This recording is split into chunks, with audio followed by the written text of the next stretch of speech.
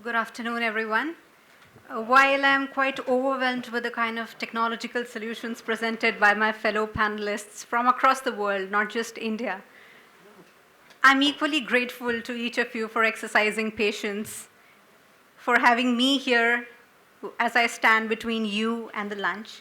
So I will ensure that I do my best to take the least of time, because my whole idea today is to bring to the table a perspective which throws light, not just it's throwing light for the first time, but it throws light on what are the key considerations that we make when we think about or we look at water treatment plants, whether it is on an individual level or on an industrial level, whether you're a solutions provider or you're a customer or a third party who's just watching the show.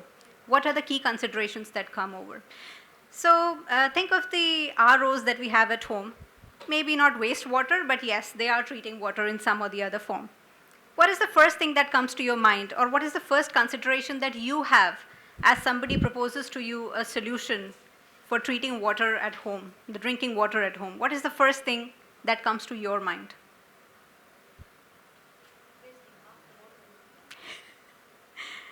Absolutely, an environmental concern, a social concern at the same time.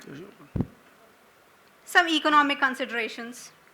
We tend to compare what are the different solutions that we have and which is the one that fits our pocket the best.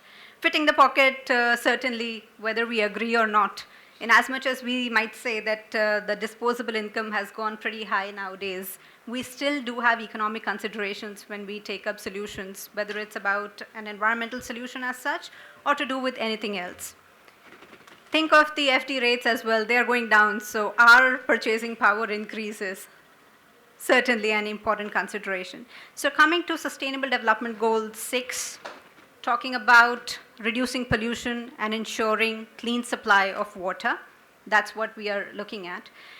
However, with all the technologies in place and all the information, cognizance in place, last year, in the UN report presented last year, a data was presented from 2022, which said 42% of the household domestic water, wastewater, it was released without efficient treatment. 42%, pretty high.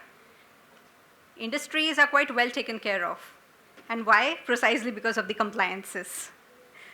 So you have to exist, you have to be compliant. Merely that.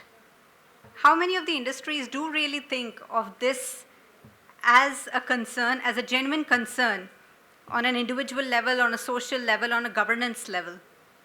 Not sure. That is a question that needs to be raised. But yes, and household data, 42% of water released that way. So what are the economic considerations that we have, and how do we need to look at them in present when the urgency for mitigating climate action and relooking at judicious use of our resources hangs on the neck right here? As I promised, I will not go into the detail, but will throw some bullet points in here for us to consider how we look at these solutions, whether as a solutions provider or as a customer or as a third party watching the show. So the economies of scale, meaning bigger solutions tend to be more cost efficient. Valuation of the environmental benefits as such. In the case of RO plants at home, we are thinking of, okay, how much is going to be the wastewater? Am I really using the solution to wastewater or purify the water for myself? Those kind of environmental considerations, even on the corporate or the industrial level. The cost benefit analysis that comes into play, which we all are very great at doing, and that's what we do very efficiently regardless of where we are in the globe.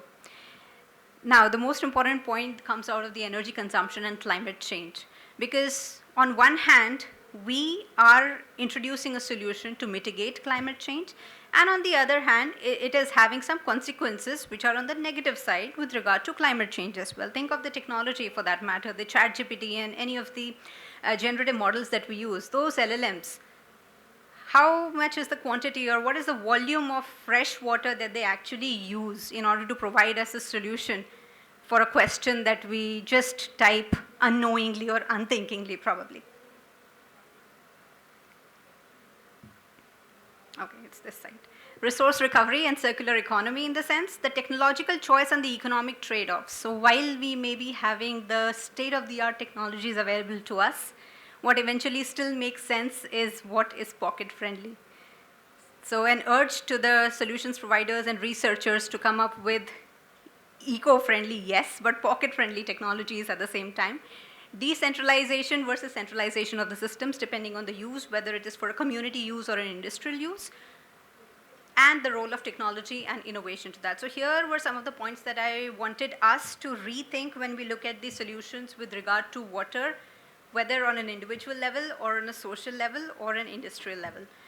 We can certainly discuss more about this during lunch as to how each of these points are making more sense wherever we are, depending on the geography and the profession. Thank you so much for your time, and I really appreciate your patience.